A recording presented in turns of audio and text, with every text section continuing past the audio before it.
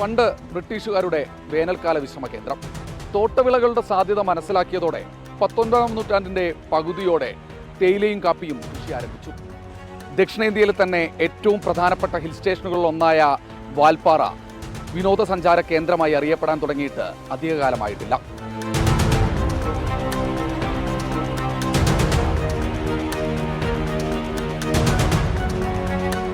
വാൽപ്പാറയിൽ നിന്ന് ആളിയാർ ഡാമിന്റെ മടിത്തട്ടിലേക്ക് ചെങ്കുത്തായി ഇറങ്ങി വരുന്ന 40 ഹെയർപിൻ വളവുകളാണ് ഇവിടേക്കുള്ള വഴിയുടെ പ്രധാന ആകർഷണം. എന്നാൽ പ്രധാന വില്ലന്മാരും ഈ ഹെയർപിൻ വളവുകൾ തന്നെ.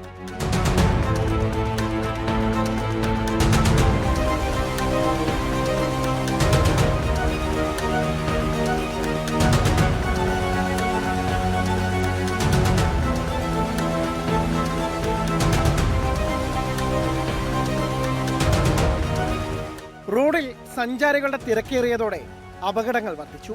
കഴിഞ്ഞ 8 വർഷത്തിനിടെ 20-ലധികം പേരാണ് ഈ ഹെയർപിൻ വളവുകളിൽ അപകടത്തിൽപ്പെട്ട് മരിച്ചത്.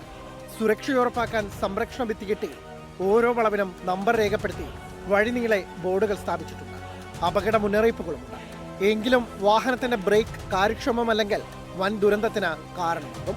ഹിൽ സ്റ്റേഷനുകളിലേക്കുള്ള യാത്രകളിൽ നാം എത്രത്തോളം ജാഗ്രത പാലിക്കണമെന്നുള്ള ഓർമ്മപ്പെടുത്തലാണ് വാൽപ്പാറ അപകടം. ശ്രീജിത്ത് ശ്രീകുമാരൻ, 24, തൃശൂർ.